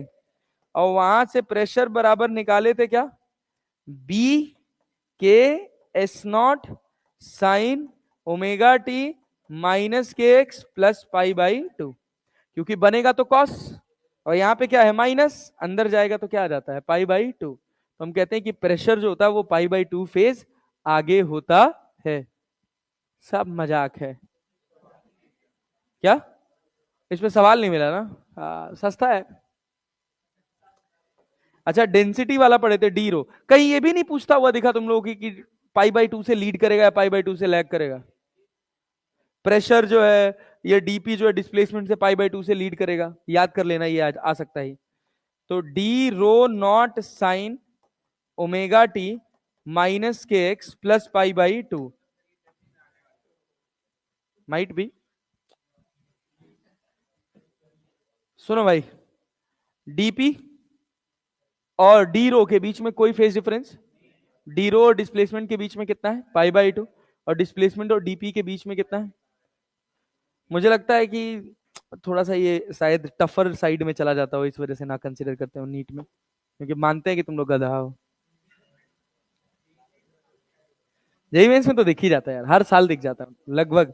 हर साल डिस्प्लेसमेंट प्रेशर वेव पूछ लेता है भाई, प्रेशर वेव पूछ लेता, प्रोपोगेशन ऑफ प्रेशर वेव पूछ लेता, किसी एक्स डिस्टेंस पे पूछ लेगा कंप्रेशन बनेगा कि रेयर फ्रैक्शन बनेगा।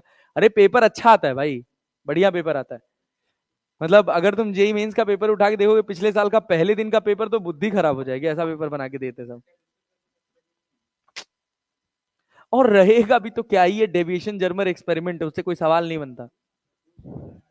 क्या क्या मिला था वही मिलेगा, क्या प्रूव किया था? न्यूमेरिकल बेस था, 54 वोल्ट।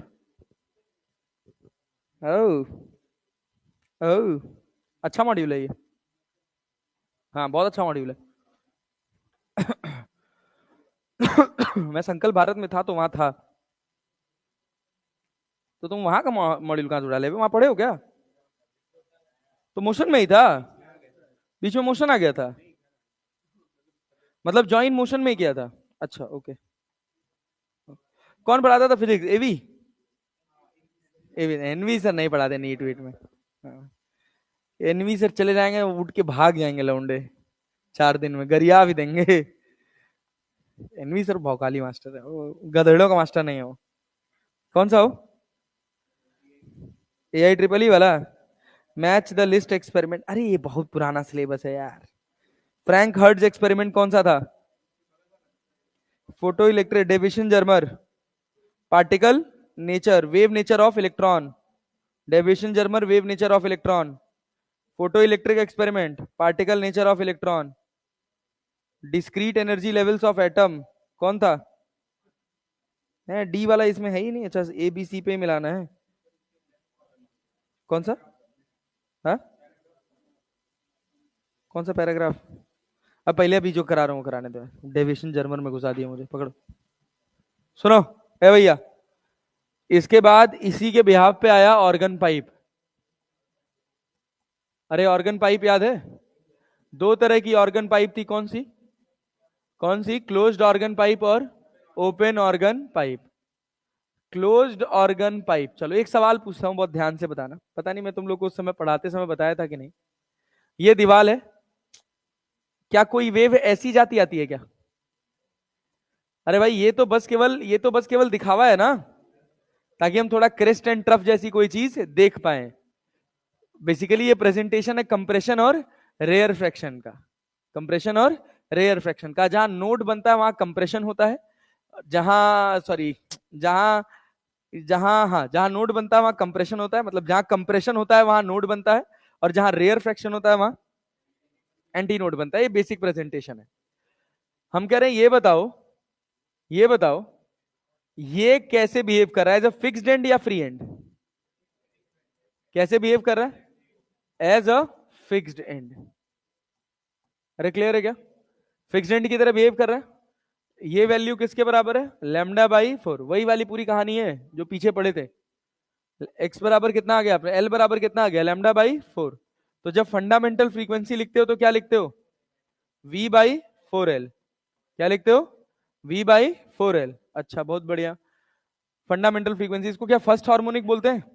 F2 लिखेंगे तो क्या लिखेंगे? 3v/4l। F3 लिखेंगे तो 5v/4l। ऐसे Fn लिखेंगे तो 2n-1v/4l। अरे ये लिखेंगे ना। कौन कौन सा हार्मोनिक है? कौन सा हार्मोनिक हो? First harmonic. ये कौन सा हार्मोनिक? Third harmonic. कौन सा ओवरटोन? फर्स्ट ओवरटोन ना। यहां कौन सा हार्मोनिक? Fifth harmonic. कौन सा ओवरटोन? Second overtone. ये कौन सा? 2n minus 1th harmonic. कौन सा ओवरटोन? n-1 overtone. अच्छा, और कौन सा? Open organ pipe. Open organ pipe. तो ओपन ऑर्गन पाइप में क्या दोनों एंड ओपन होते हैं? अरे क्लियर है क्या? बांसुरी होती है ऐसी। ये बताओ ये मीडियम कैसे बिहेव करेगा? As a fixed end, as a free end? कैसे बिहेव करेगा? ये मीडियम कैसे बिहेव करेगा? Free end. और ये मीडियम भी कैसा? Free and. गधेड़े, खच्चर कहीं के। रस्सी सोच, तूने अगर दोनों एंड से फ्री कर दिया तो रस्सी में वेव जनरेट होगी?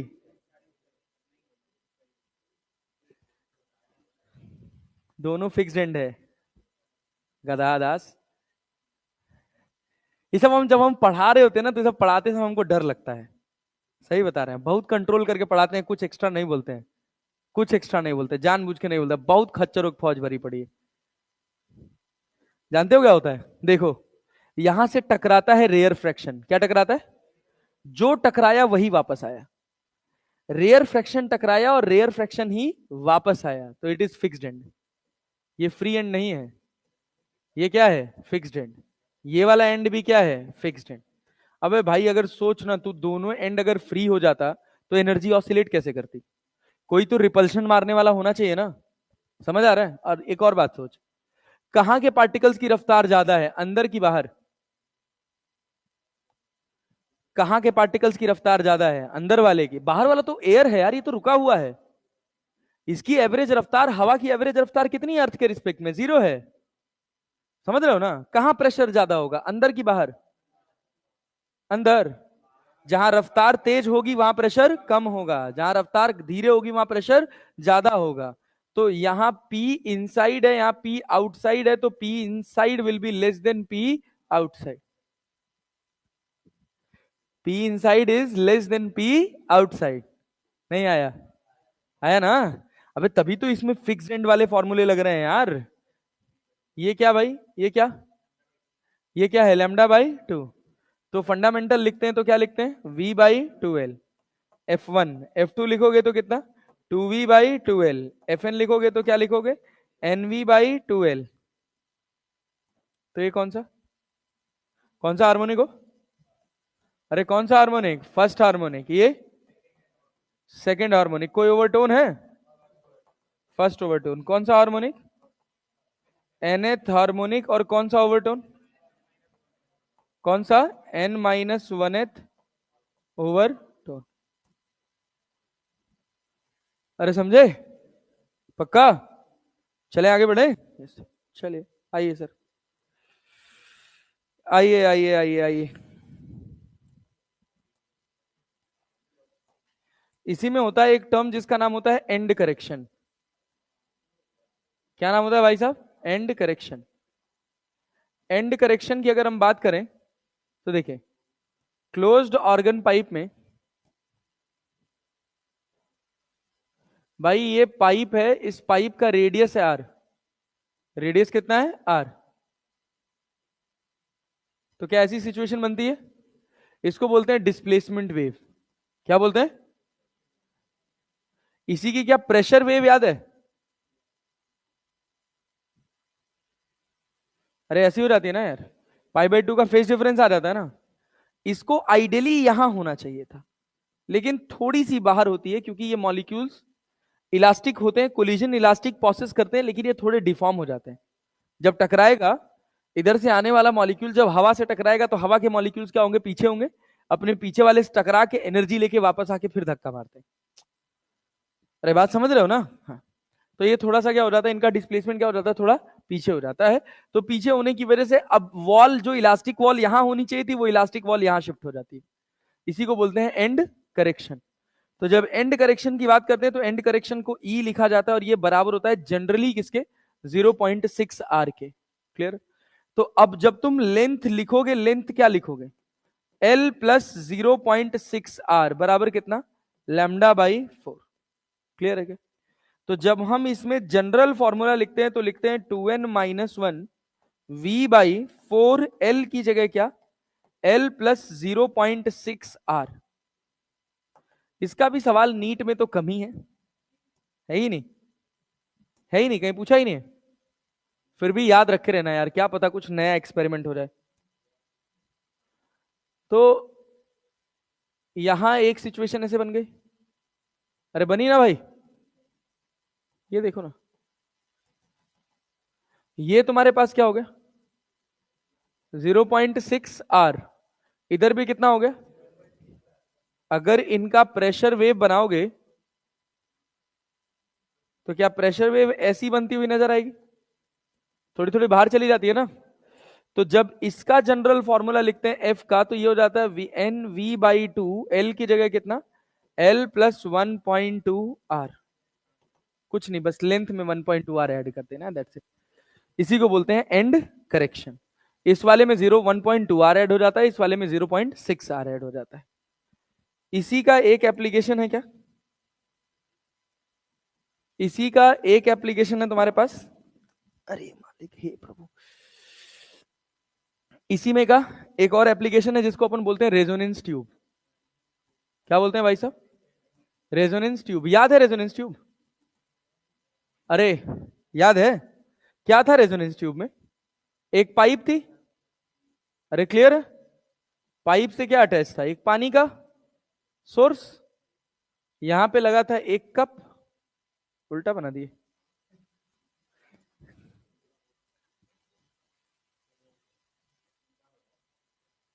हो गया। इसमें भरा है पानी, यहां तक पानी भरा है मान लो इसमें।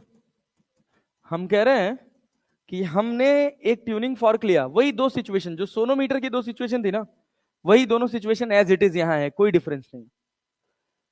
हमने पहले एक ट्यूनिंग फॉर्क लिया, टैप किया, हमको कोई तेज साउंड नहीं सुनाई दिया, हमने पानी का लेवल थोड़ा और नीचे किया, फिर टैप किया, हमको एक बार तेज साउंड सुनाई दिया। तो हमने कहा कि जो पहली बार तेज साउंड सुनाई दिया तो फंडामेंटल वाली सिचुएशन बनी। अरे क्लियर है? कौन सी सिचुएशन बनी? फंडामेंटल, क्योंकि पानी पूरा भरा हुआ था। धीरे धीरे धीरे धीरे हम कर रहे हैं। फिर उसके बाद हमने ट्यूनिंग फॉर्क यही रखा, ट्यूनिंग फॉर्क की फ्रीक्वेंसी एफ है। हाँ मित्र, अब सोचो तुमने क्या कर दिया, इस ट्यूनिंग फॉर्क को फिर से वाइब्रेट करके लगाया और अब तुम फिर पानी के कॉलम को नीचे ले जा रहे हो, नीचे ले जा रहे हो। क्या एक समय ऐसा आएगा कि फिर तुमको तेज साउंड सुनाई देगा? तो ये गैप कितने का होगा? लैम्डा बाई 2 का। अरे एक डिब्बा लैम्डा बाई 2 का ही है ना, तो क्या लिखोगे? L2 माइनस L1 बराबर लैम्डा बाई 2। एंड करेक्शन जोड़ दिया तो क्या उसमें 0.6 E ऐड कर, 0.6 R ऐड कर दोगे? अरे ठीक है ना, नहीं किया तो कोई बात ही नहीं है यार। तो भाई अपने पास फ्रीक्वेंसी का फॉर्मूला क्या होता है? V by lambda. तो फ्रीक्वेंसी क्या लिखोगे? V by 2 L2 minus L1। अरे क्लियर है क्या? दूसरा, वाटर कॉलम को फिक्स कर दिया। अब वाटर कॉलम में कोई चेंज नहीं कर रहा। एक ट्यूनिंग फॉर्क लगाया, अपने को साउंड तेज सुनाई दिया। फिर दूसरे का फ्रीक्वेंसी बढ़ा के लगाया, साउंड तेज सुनाई दिया। अरे क्लियर है ना? क्या दोनों में डिब्बे सेम होंगे या अलग अलग? डिब्बे अलग अलग होंगे ना। जिसमें कम फ्रीक्वेंसी थी उसमें डिब्बा कम होगा, जिसमें फ्रीक्वेंसी ज्यादा होगी उसमें डिब्बा ज्यादा होगा।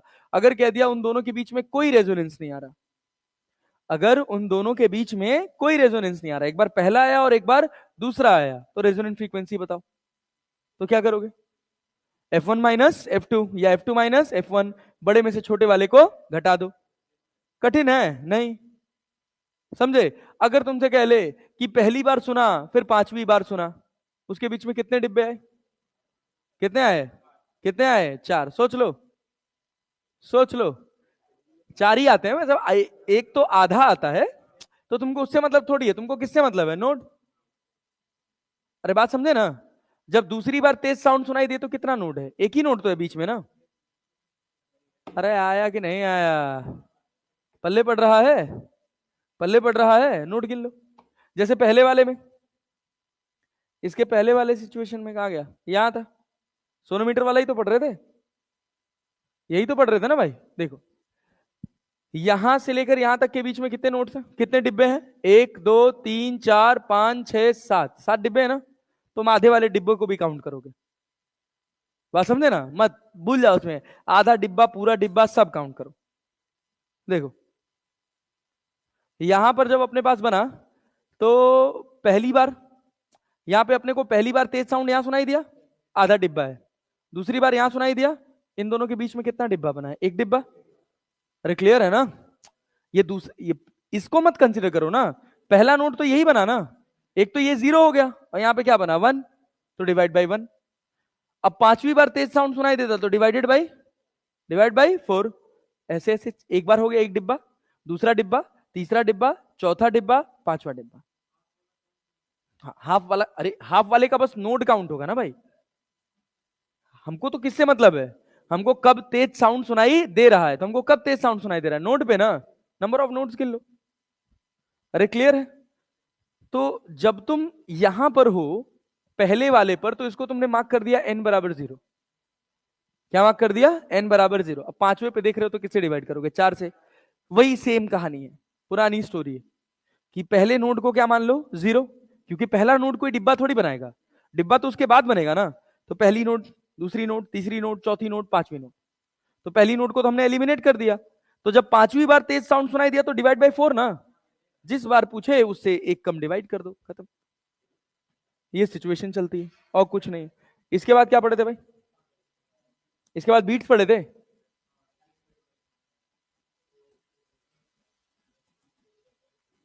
भाई बीट्स में क्या, सिंपल सी बात है। अपने को एक, अपने पास इक्वेशन क्या है? A1 साइन ए साइन 2 पाई F1t, और Y2 क्या है? A sine 2 pi F2t। जब इसको पूरे को सॉल्व कर दे तो y बराबर क्या मिलता है? 2a cos F1 minus F2t, 2 पाई t। और यहां कितना? साइन 2 पाई F1 plus F2 into T. तो इसी को क्या बोलते हैं? Beat frequency. बीट फ्रीक्वेंसी किसके बराबर है? F1 माइनस F2 से। इसी बीट फ्रीक्वेंसी को वेरी कराते हैं दो तरह से, एक बार वैक्सिंग कर देते हैं, एक बार फाइलिंग कर देते हैं। तो वैक्सिंग कर देंगे तो बीट फ्रीक्वेंसी घट जाएगी। क्लियर है ना? पहले A बराबर F1 माइनस F2 मिल रहा था, अब A डैश बराबर F1 माइनस F2 मिलेगा। बात समझे? अगर फाइलिंग कर दोगे तो क्या हो जाता है? बढ़ जाता है। दैट्स इट, इतना ही है। अच्छा, एक फॉर्मूला होता है लाउडनेस का। लाउडनेस का क्या होता है? Intensity of loudness. गिलास चाहिए? रुक जाइए। क्या होगा? गिलास? पानी देना है सबको? वही ना, बताइए। एक ही गिलास रखे, गिलास नहीं खरीद के ले आ रहे हैं आप लोग, बताइए। ऐसे करिएगा? हाँ, हमारा हमारा सैलरी आएगा तो हम एक डिब्बा गिलास खरीद के ले आएंगे।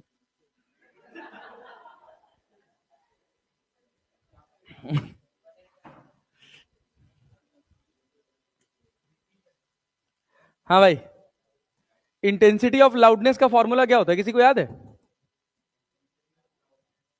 अरे आई बराबर कुछ होता था ना, natural log P by P not. नहीं याद है? मुझे खुद को नहीं याद आ रहा। आई बराबर था I naught natural log P by P naught. वो देना, मॉड्यूल देना, देखिए ये वाले है, इसका इस टॉपिक का है। साउंड वेव्स नहीं है। हाँ, मैटर वेव्स होगा, साउंड वेव्स नहीं होगा। साउंड वेव्स नहीं होगा। साउंड वेव वाला मॉड्यूल है किसी के पास? है?